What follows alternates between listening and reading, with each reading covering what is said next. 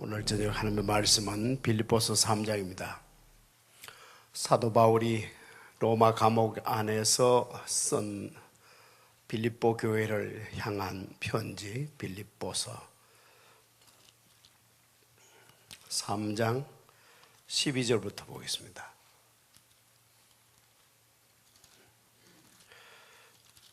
우리 1절 12절 1절 한 절만 같이 합독합시다. 시작. 내가 이미 얻었다 함도 아니요 온전히 이루었다 함도 아니라 오직 내가 그리스도 예수께 잡힌 바 된 그것을 잡으려고 달려가노라. 오늘 우리가 3장 12절부터 4장 1절까지 살펴볼 터인데, 운동장에서 달리기 하는 달리기 선수를 생각하며 읽으면 조금 더 실감나게 마음에 와닿았습니다. 아주 비지땀을 흘리면서 열심히 준비하고 연습하는 선수입니다. 절대로 현재의 수준에 안주하지 않겠다는 것입니다. 사도 바울이 다메섹에 가는 길에 주님을 만난 지도 꽤 많은 세월이 흘렀습니다. 또 빌립보 교회를 시작한 지도 꽤 많은 세월이 흘렀어요. 이제 얼마 후면 이 세상을 떠날 그런 때입니다. 그런데도 이렇게 말씀합니다. 혹시 자족하라는 말씀도 있지 않느냐라고 생각할 수도 있습니다. 그렇게 생각하실 분도 계실 수 있어요. 그러나 그 말씀은 주로 물질에 관계된 말씀이었습니다. 현재 소유하고 있는 것으로 만족할 줄 알라, 물욕을 버리라, 그런 수준으로 차원에서 한 말이고, 오늘 여기서 말씀하는 내용은 지극히 영적인 말씀입니다. 사도 바울 자신의 꿈을 이루기 위해서 하는 말이 아니고 주 예수님의 꿈을 이루어 드리기 위해서 하는 말씀입니다. 또 주님 앞에서 자신을 성찰하는 말씀이기도 합니다. 과연 내가 처음 사랑을 그대로 가지고 있는지, 처음에 품었던 그 열심을 계속 가지고 있는지, 처음에 품었던 그 동기, 사랑이 동기였는데 그 사랑이 여전히 동기가 되어서 섬기고 있는 것인지, 이런 자신을 부단히 성찰하는 그런 말씀이기도 합니다. 사도 바울은 이것을 그리스도 예수께 잡힌 바 된 그것을 잡으려고 달려간다 했습니다. 그리스도 예수께 잡힌 바 된 그것을 잡으려고, 어느 날 그리스도 예수께서, 꼭 이런 식이죠. 어느 날 그리스도 예수께서 사도 바울을 덥석 잡으셨습니다. 그런데 이제는 사도 바울이 그 예수님을 놓치지 않으려고, 잡으려고 따라가는 그런 모습입니다. 잡힌 바 된 그것을 잡으려고 달려가는 사도 바울의 모습. 이것은 오직 예수 그리스도에게 개인적으로 잡힌 바 된 경험을 한 사람만이 이해할 수 있는 말씀입니다. 나를 잡아주신 그분을 개인적으로 경험한 사람은 어떻게 해서라도 그분은 놓치고 싶지 않죠. 잡힌 바 된 그것을 잡으려고. 참 재밌는 말씀이에요. 아직은 잡은 것 같지 않다고 말하고 있는 사도 바울입니다. 13절, 형제들아, 나는 아직 내가 잡은 줄로 여기지 아니하고 오직 한 일, 즉 뒤에 있는 것은 잊어버리고 앞에 있는 것을 잡으려고 표대를 향하여 그리스도 예수 안에서 하나님이 위에서 부르신 부름의 상을 위하여 달려가노라. 이 말씀은 아마 주님을 사랑하는 이 땅의 성도들이 제일 사랑하는 말씀 중에 하나일 것입니다. 남들이 보면 사도 바울은 다 이룬 것 같습니다. 그 정도로 주님을 위해서 뛰었으면 충분히 할 만큼 한 것 같은데 이 말씀을 또 하시거든요. 그러나 신앙생활이라고 하는 것은 철저히 주님과 나와 주님의 개인적인 문제입니다. 어떤 사람은 몇백만 불을 헌금했다고 그러고 어떤 사람은 교회도 몇 개를 개척했다고 그럽니다. 참 훌륭한 일이죠. 그러나 신앙의 경주라고 하는 것은 그분들이 그렇게 한 것과 내가 이렇게 하는 것을 비교하는 것이 아닙니다. 적어도 신앙의 경주는 그렇습니다. 세상의 경주는 그렇다 할지라도 신앙생활, 신앙의 경주는 그렇지 않습니다. 신앙의 경주는 철저히 나와 주님과의 개인적인 문제입니다. 비교하는 것이 아니에요. 주님과의 관계가 변함이 없는지, 갈수록 주님을 더 닮아가고 있는지, 주님이 나대로 하라고 하시는 그 일을 끝까지 충성하고 있는지, 이런 것입니다. 사도 바울이 이 말을 한 것은 철저히 주님과 사도 바울의 개인적인 관계 속에서 하는 말이지 베드로와 비교하고 요한과 비교해서 하는 말이 아닙니다. 우리도 가끔 이 실수를 할 때가 있어요. 저도 실수를 하는데 우리 교회 같은 요 정도의 규모의 교회가 그 정도로 인도를 비롯해서 그 정도로 선교를 하고 있다는 사실로 해서 은근히 기뻐하고 뿌듯해하는 그런 심리가 있어요.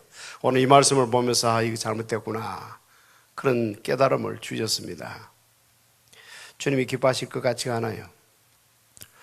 그것은 마치 사도 바울이 요한과 비교하고 베드로와 비교하는 격이거든요. 절대로 비교할 일이 아닙니다. 주님 앞에서 주님 사랑 때문에 무익한 종들이 그래도 최선을 다하겠느냐, 이것만이 기준이 되어야 합니다. 오직 한 일, 이것은 경주하는 자의 자세를 가리켜 하는 말입니다. 이것을 위해서 두 가지를 명심하고 있어요. 먼저 뒤에 있는 것은 잊어버린다 했습니다. 뒤에 있는 것이라는 말씀 속에는 많은 것이 내포되어 있습니다. 사도 바울이 유대교를 신봉했던 그때의 그 자랑스러웠던 모습들이 물론 포함되어 있겠죠. 그러나 그보다는 예수를 믿고 난 이후에 열심히 주를 위하여 힘쓴 모든 것이 포함되어 있습니다. 참 영광스러운 많은 일들을 했는데 정말 감동적인 주의 일을 많이 했는데 그런 것도 포함되어 있어요. 포지티브, 네거티브 다 포함되어 있습니다. 뒤에 있는 것은 다 포함되어 있습니다. 실패한 적도 있죠. 좌절한 적도 있습니다. 걱정한 적도 있고요. 불안해하고 염려한 적도 있지 않았겠습니까? 또 그런 것 때문에 곧 뒤돌아서서 자책한 것도 많았을 거예요. 그런 것도 다 뒤에 있는 것들입니다. 재밌는 말이 있어요. 오늘은 염려했던 어제의 내일. 어떻게 보면 좀 말장난 같습니다만 오늘은 염려했던 어제의 내일이라는 말이 있습니다. 좀 재밌는 말이라서 제가 기억하는데 그렇게 우리가 내일을 염려합니다. 어떻게 될 것인가? 어떻게 살 것인가? 염려를 하는데 그렇게 염려했던 내일이 오늘인데 오늘이 되고 보니 그렇게 염려 안 해도 될 것이었단 말이죠.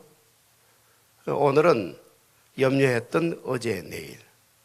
오늘을 아니면 내일을 염려하느라고 귀한 오늘을 낭비하지 말라는 뜻으로 한 말입니다. 뒤에 있는 것은 이렇게도 많고도 많은데 사도 바울은 이것을 잊어버리기로 했다고 합니다. 신앙을 경주하는 자의 지금 자세를 살피고 있어요. 그 대신에 앞에 있는 것을 잡으려고 표대를 향하여 그리스도 예수 안에서 하나님이 위에서 부르신 부름의 상을 위하여 달려갑니다. 앞에 있는 것이라든가 표대는 사실은 이미 말씀한 적이 있습니다. 우리가 좀 뒤로 올라가서 지난주에 살펴본 대로 7절부터 다시 한번 보죠. 그러나 무엇이든지 내게 유익하던 것을 내가 그리스도를 위하여 다 해로 여길 뿐더러 또한 모든 것을 해로 여김은 내 주 그리스도 예수를 아는 지식이 가장 고상하기 때문이라. 내가 그를 위하여 모든 것을 잃어버리고 배설물로 여김은 그리스도를 얻고 그 안에서 발견되려 함이니 내가 가진 의는 율법에서 난 것이 아니요 오직 그리스도를 믿음으로 말미암은 것이니 곧 믿음으로 하나님께로부터 난 의라. 내가 그리스도와 그 부활의 권능과 그 고난에 참여함을 알고자 하여 그의 죽으심을 본받아 어떻게 해서든지 죽은 자 가운데서 부활에 이르려 하느니. 이 말씀 참 감동적인 말씀이었습니다. 그리스도를 얻고 또 그 안에서 발견되려 함이니, 이것이 사도 바울의 간절한 소원이었습니다. 이미 그리스도를 얻었죠. 얻었는데도 또 얻고 라고 말씀하는 사도 바울이에요. 또 그 안에서 발견되려 함이니, 이것은 사도 바울의 현주소가 그랬으면 좋겠다는 뜻입니다. 사도 바울이 있는 곳이 당신 어디 살고 있어 하면 그리스도 안에서, 이렇게 말하고 싶다는 말씀이에요. 그리스도 안이 사도 바울의 현주소였습니다. 이 땅에서도 그러하지만 이 땅을 떠나서 눈을 떠보니 어디에서 있기를 원하는가 하면 그리스도 안에서, 예수 그리스도 안에서 발견되려 함이니, 사도 바울 자신도 눈을 떠보니 그리스도 안에 있는 자기 자신을 발견하는 것이 소원이었고, 물론 그런 확신이 있었죠. 우리가 이 빌립보서를 보면서 계속 확인하는 것은 이미 그렇게 한번 터득한 진리를 말하고 있는 것이 아닙니다. 이미 그 진리를 터득한 사람, 예수 그리스도를 개인적으로 만난 사람은 더 알고 싶고 더 하는 영적인 이 간절한 마음을 사도 바울이 빌립보를 통해서 계속 들려주고 있거든요. 이 세상 떠나서 그리스도 안에서 발견되기를 간절히 소원합니다. 사도 바울 자신도 그리스도 안에서 다른 어떤 무엇이 아니고, 심지어는 아버지 집도 아니에요. 이거 중요한 말씀입니다. 황금 바닥이 쫙 깔려 있다고 하는 천국, 무슨 그것도 아닙니다. 그리스도 예수 안에서. 만약에 황금 보도로 되어 있다 할지라도 그곳에 그리스도가 없으면 그곳은 사도 바울이 원하는 바도 아니고 우리도 원하는 바가 아닙니다. 그리스도 예수 안, 그 길을 소원하고 있어요. 사도 바울 자신도 그리스도 예수 안에서 발견되기를 원하고, 또 사도 바울을 위해서 헌신한 모든 것들, 그것이 뭐 물질이든 시간이든 무엇이든지 모두가 다 그리스도 안에서 발견되려 하는 것이 사도 바울의 소원이었습니다. 그리고는 10절과 11절을 말씀했는데, 이것이 사실은 오늘 우리가 공부하고 있는 앞에 있는 것이요 또 표대라는 것이요, 다 그것이 이 10절에서 이미 다 말씀하셨어요. 5가지를 우리 공부했죠. 예수 그리스도 예수님을 알고 싶습니다. 둘째는 그리스도의 부활의 능력을 더 알고 싶습니다. 셋째는 그리스도의 고난에 동참하고 싶습니다. 넷째는 그리스도의 죽으심을 본받고 싶습니다. 다섯 번째는 죽은 자 가운데서 부활에 이르기를 소원합니다. 이것은 사도 바울이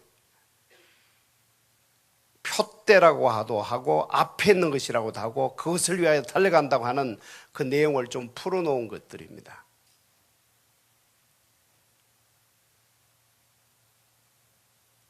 이것은 동시에 이 땅의 모든 성도들이 점점 되어져 가야 할, 말하자면 성화되어 가야 할, 좀 발전되어야 할 성숙의 단계라고도 할 수 있습니다.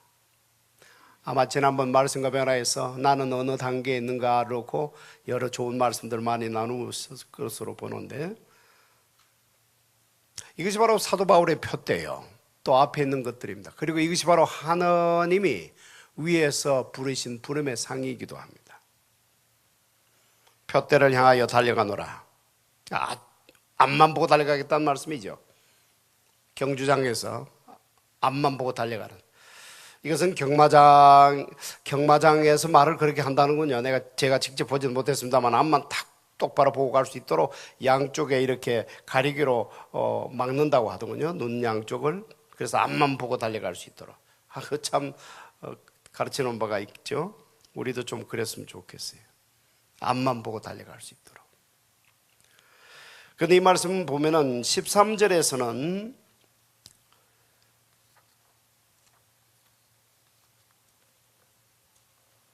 형제들아, 나는 아직 내가 잡은 줄로 여기지 아니하고 오직 한 일, 즉 뒤에 있는 것은 잊어버리고 앞에 있는 것을 잡으려고.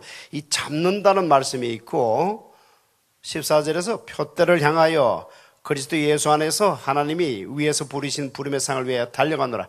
이 13절에서는 잡는다는 말씀이 있고 14절에서는 달려간다는 말씀이 있는데 이 두 말씀이 재미있는 말씀입니다. 이 두 말씀이 이렇게 생각해 보십시오.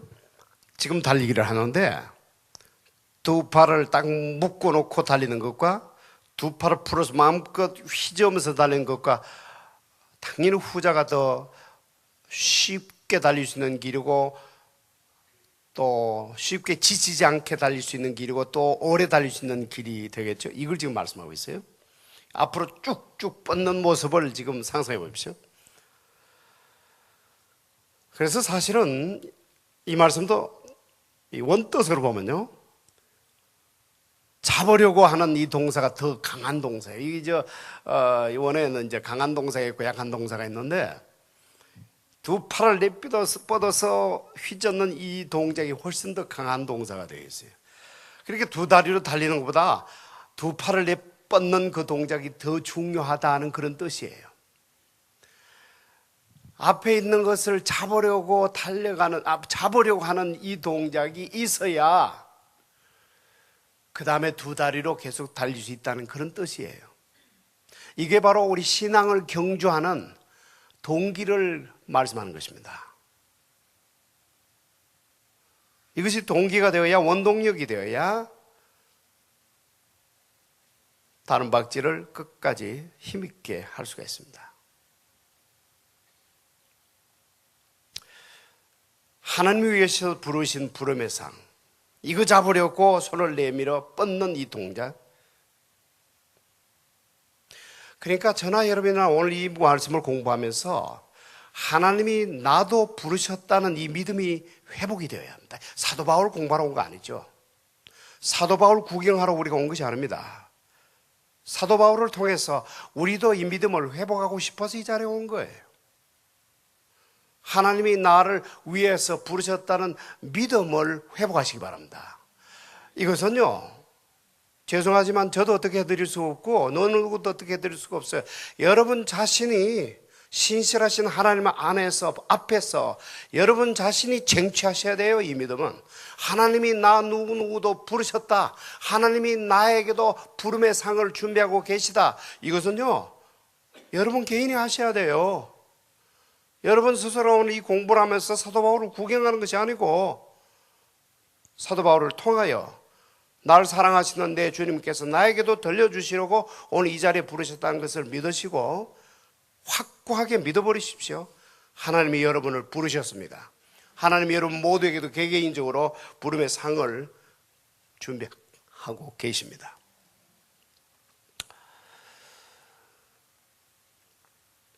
사도 바울이 디모데 후서에도 이렇게 썼죠. 나는 선한 싸움을 싸우고 나의 달려갈 길을 마치고 믿음을 지켰으니 이제 후로는 나를 위하여 의의 면류관이 예비되었으므로 주 곧 의로우신 재판장이 그날에 내게 주실 것이며 내게만 아니라 주의 나타나심을 사모하는 모든 자에게도니라. 디모데후서 4장 7절에서 8절 말씀입니다. 아멘. 오늘 말씀으로 다시 돌아가죠. 15절을 다시 봅니다. 3장 15절. 그러므로 누구든지 우리 온전히 이룬 자들은 이렇게 생각할지니 만일 어떤 일에 너희가 달리 생각하면 하나님이 이것도 너희에게 나타내시리라. 오직 우리가 어디까지 이르렀던지 그대로 행할 것이라. 이 말씀이 참 위로가 되는 말씀입니다. 지금 여기 온전히 이룬 자들이라는 말씀이 뜻이 무엇인가 우리가 이해해야 되고요. 또 달리 생각하면 하나님 이것도 너에게 나타내시리라. 우리가 어디까지 이르렀던지, 이런 말씀들이 좀 이해가 돼야 되겠습니다. 이 말씀을 하는 이유는 모두가 사도 바울 수준이 아니기 때문입니다. 사실 사도 바울이면 사도 바울의 신앙의 경주의 그 수준은 상당히 높죠. 엄청나게 높은 분이죠.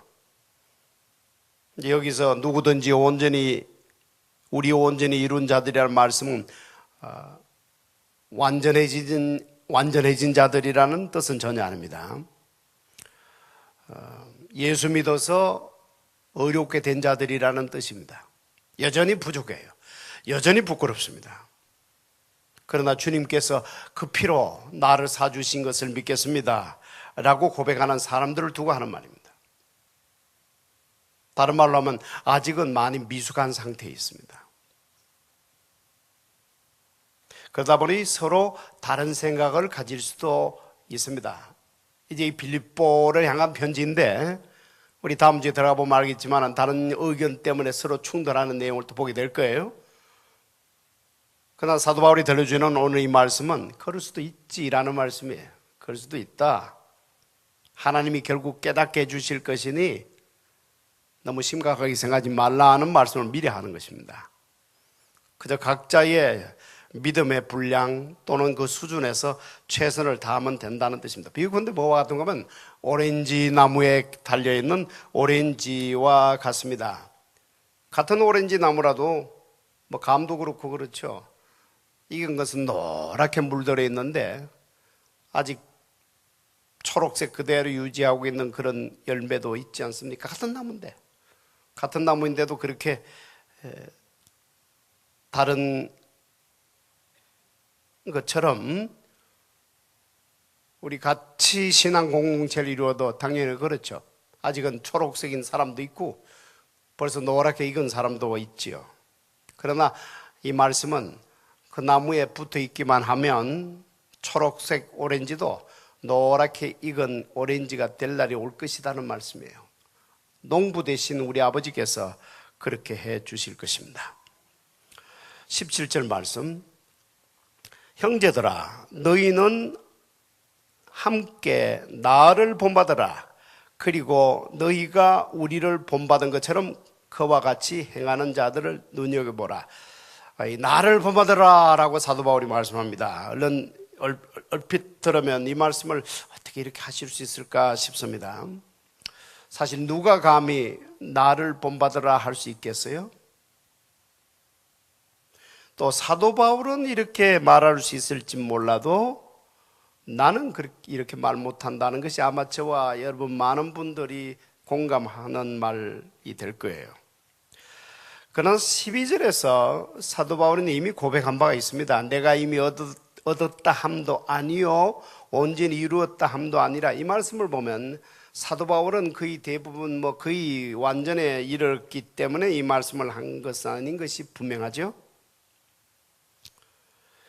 고린도전서 11장 1절이 그 해답을 줍니다. 왜 이렇게 말씀했는가? 이 말씀의 뜻이 무엇인가? 읽어드리겠습니다.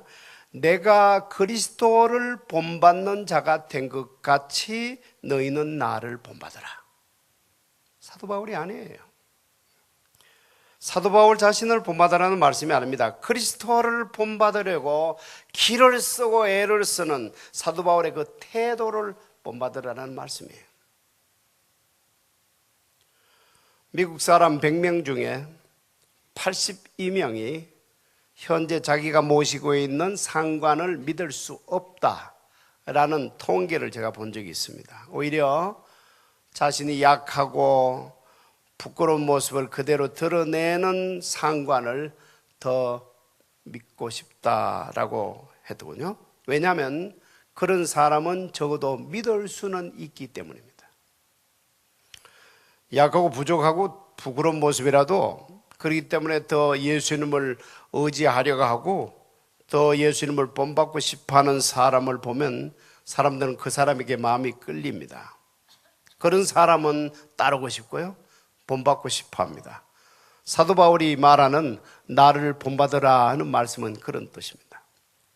그런데 반대로 절대로 본받아서는 안 되는 사람들도 있습니다. 18절, 내가 여러 번 너희에게 말하였거니와 이제도 눈물을 흘리며 말하노니 여러 사람들이 그리스도의 십자가의 원수로 행하느니라.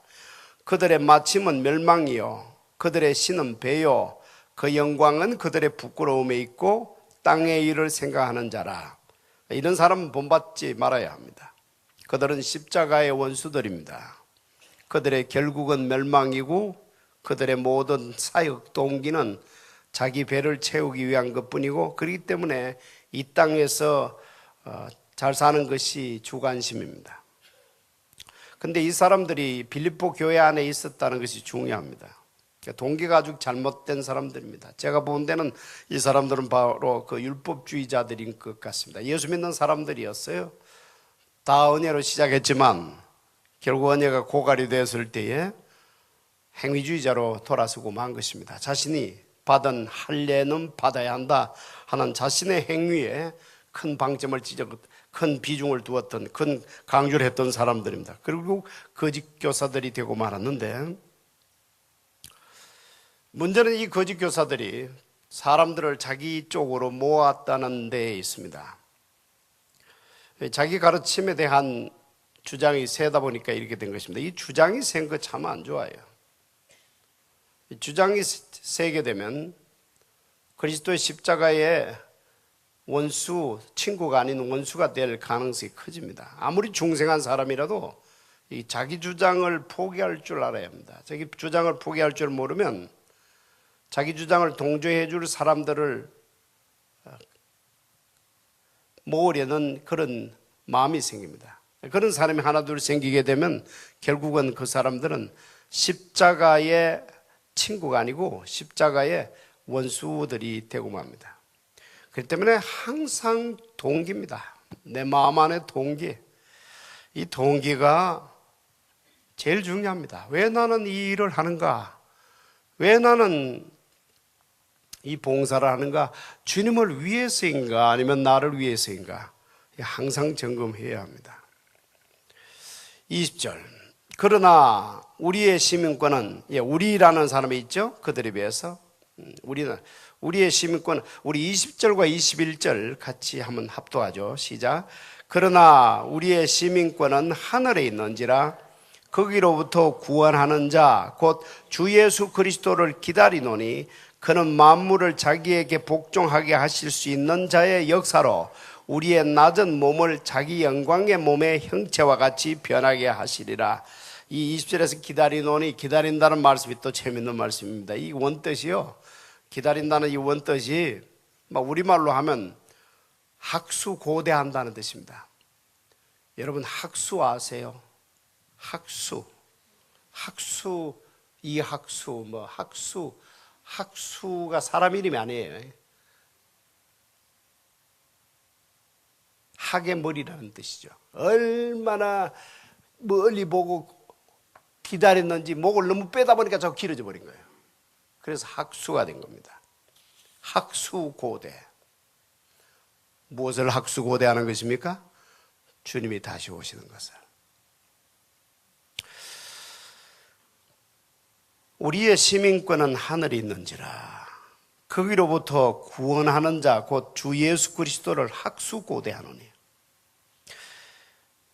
시민권은 하늘에 있는데 하늘로부터 오시는 주님을 학수고대한다.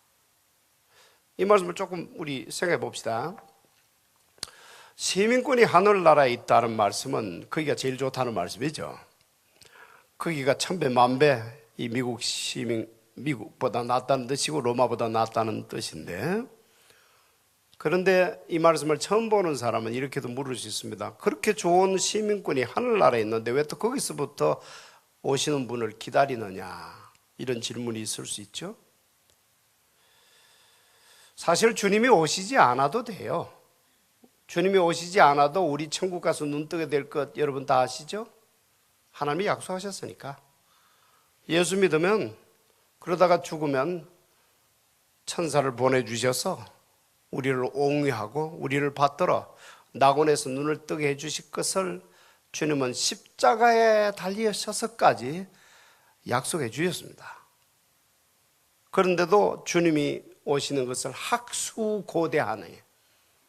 학의 머리 뽑아서 하도 기다리다 보니까 길게 늘어져 있을 만큼 그렇게 학수고대하는 것은 그것이 바로 성도인지 아닌지를 결정해주는 간음이 되고 기준이 되고 표지가 되기 때문입니다. 하늘나라에 가서 살게 될 천국 시민이 확실한 사람들은 주님이 다시 오시는 것도 목이 빠지라 기다립니다. 그러나 반대로 주님이 다시 오시는 것은 별로 관심이 없는 사람은 말로는 천국 시민권자라고 하지만 실제는 천국 시민권자가 아닐 가능성도 큽니다.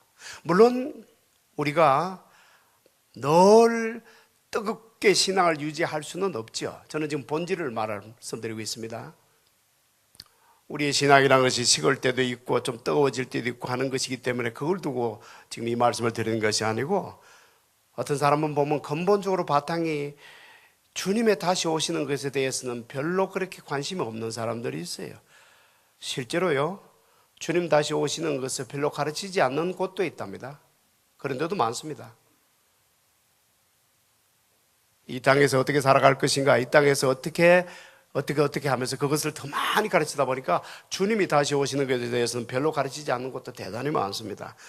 그러나 오늘 이 말씀을 우리가 진지하게 받아들여야 합니다. 참으로 우리가 하늘나라 시민권자라고 하는 이 고백이 진정한 것이라면 주님이 다시 오시는 것을 학수고대해야 합니다. 이것이 징표예요.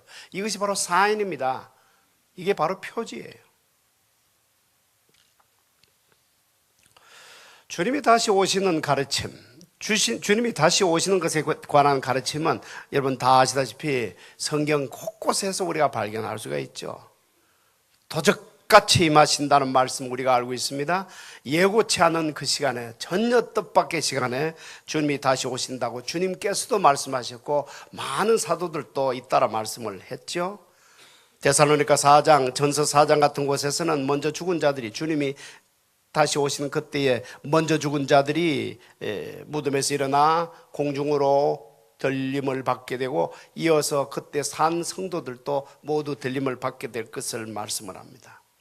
그때 공중에서 주님을 만나게 될 것을 성경 말씀하고 있습니다.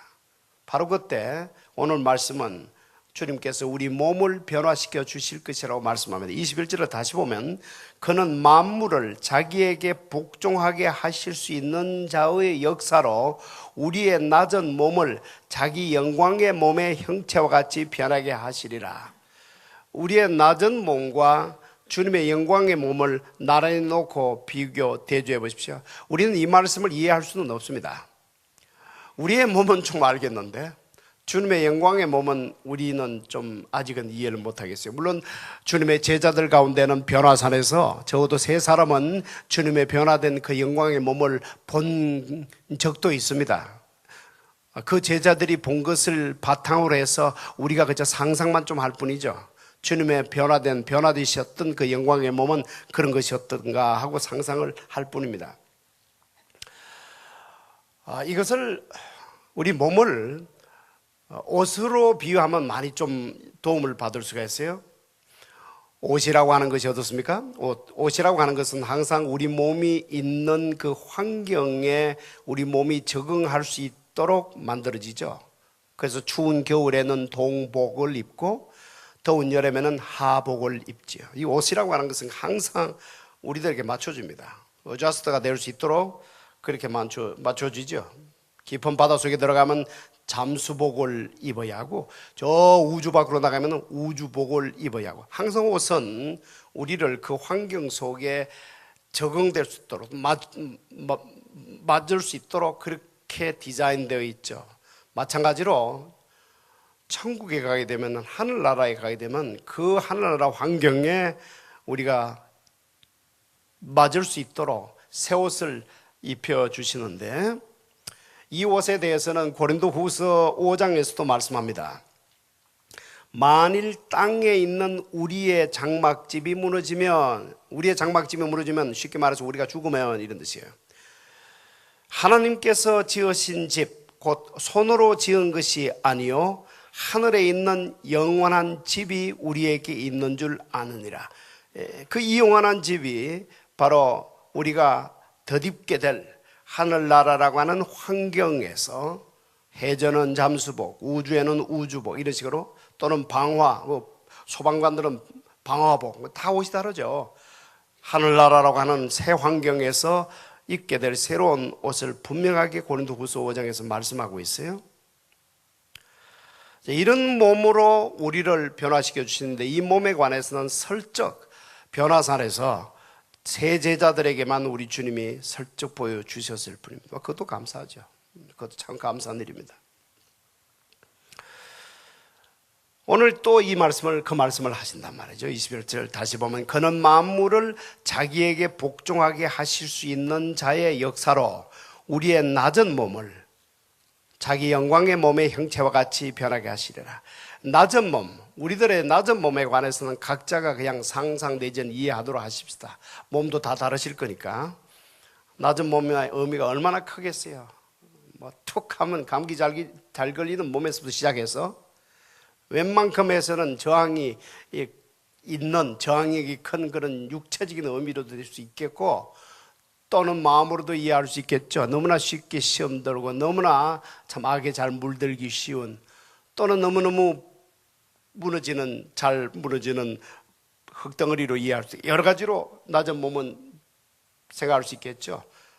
자기 자신에 대한 비루한 생각 또는 자기 자신에 대한 자괴감 수치감, 비참한 자존감 여러 가지가 다 이 안에 들어있습니다. 우리의 낮은 몸 속에는 이런 것들이 전부 없어지고 그것을 대신 우리 주님의 영광의 몸으로 바꾸어 주신다는 말씀.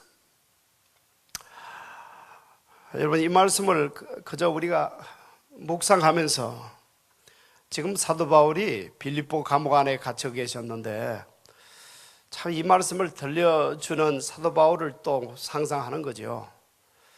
참 그 어른이 그 감옥 안에 갇혀서 이런 말씀으로 당신 자신도 어린아이처럼 흐뭇하게 웃었을 것이고 이런 말씀으로 빌립보 교회 성도들을 또 웃게 만들고 행복하게 만드는 이런 모든 모습들은요 예수 믿지 않는 사람들이 눈을 보면 너무나 순진한 거예요. 참 예수쟁이들 너무 순진해 그럽니다. 이런 걸 가지고 좋다고 웃고 있고 참 한심한 친구들. 저도 직접 많이 들었어요. 우리가 그렇습니다. 어떻게 보면 저같이 좀 까다로운 사람은 처음에 성경을 보면서 그게 잘 이해되질 않았어. 글자를 보고 그냥 지나갈 수는 있지만 이게 너무 사도 바울이 고생도 많이 하고 로마 감옥 안에서 고생을 하다 보니까 좀 정신이 좀 이상하게 된 게 아닌가. 실제로 말이죠. 많은 사람들이 저는 책에서 읽었습니다. 신학자라는 사람들도 사도 바울이 다메섹으로 가는 길에 그것도 정오쯤이었죠. 얼마나 떼약볕이 따갑게 내리쪼이는지 그만 헷가닥 해버렸다. 이렇게 해석을 해요. 그렇게 또 봅니다. 그래서 그런 소리를 했다. 그러니까 지금 오늘 너무나 이 환상적인 말씀을 지금 하고 있잖아요. 근데 사도 바울께서는 여기서만이 아니죠. 로마 감옥에서 뿐만 아니고 고린도전서 같으면 감옥 밖에서 쓴 겁니다. 거기에서도 똑같은 말씀을 하거든요. 제가 또 읽어드릴게요. 보라, 내가 너희에게 비밀을 말하노니 우리가 다 잠잘 것이 아니요 마지막 나팔의 순식간에 호련히 다 변화되리니 나팔 소리가 나매 죽은 자들이 썩지 아니할 것으로 다시 살아나고 우리도 변화되리라. 호련히 다 변화된다고 그랬습니다. 우리의 낮은 몸이 주님의 영광의 몸으로 호련히 변화되는 그 일이 일어난다고 감옥 밖에서도 말씀하거든요. 감옥 안에서도 감옥 밖에서도 똑같은 말씀을 지금 계속 들려주고 있는 것입니다. 그러면서 이것은 비밀이라고 합니다. 내가 너희에게 비밀을 말하노니, 여기서 말하는 이 비밀이라는 말씀은 무슨 수수께끼의 열쇠가 되는 또는 그런 비밀, 그런 뜻이 아닙니다. 중생하지 않는 상태에서 거듭나지 않는 사람들로서는 아무리 보려고 해도 보이지 않도록 덮어놓은 상태라는 뜻입니다. 덮어놓은 상태예요. 그러나 덮여져 있던 이것이 벗겨지고 보게 되는 것은 오직 중생한 사람들의 눈만입니다. 중생한 사람들의 눈이 그것을 볼 수 있도록, 그래서 내가 너희에게 비밀을 말하노니, 다시 말해서 덮여있는 덮개를 내가 벗겨주노니 라는 그런 뜻입니다. 우리가 다 잠잘 것이 아니요 잘 것이 아니요 마지막 나팔에 순식간에 호련히 다 변화되리. 나도 그러하고 너희들도 그러하다. 그 순간이 반드시 온다. 그런 뜻으로 비밀이라는 말씀을 했습니다. 그러나 이 비밀이 다 드러나는 날이 옵니다. 주님이 다시 오시는 날 드러납니다. 지금은 희미하나 그때가 되면 얼굴과 얼굴을 대하듯이 보게 될 것입니다. 또 지금은 부분적으로만 알지만 그때는 주께서 나를 아신 것 같이 우리 모두도 온전히 알게 될 것입니다. 그러므로 오늘 말씀의 총 결론이 4장 1절 말씀입니다. 우리 한 목소리로 같이 읽읍시다. 시작. 그러므로 나의 사랑하고 사모하는 형제들, 나의 기쁨이요 면류가 아닌 사랑하는 자들아, 이와 같이 주 안에 서라. 주 안에 서라. 얼마나 참 좋은 말씀입니까? 주 안에 서라. 두 다리에 힘이 빠졌느냐? 이런 영광스러운 소망이 있으니 주 안에 서라. 이제는 서라는 것입니다. 우리 아직은 조금 더 살아야 되지 않겠습니까?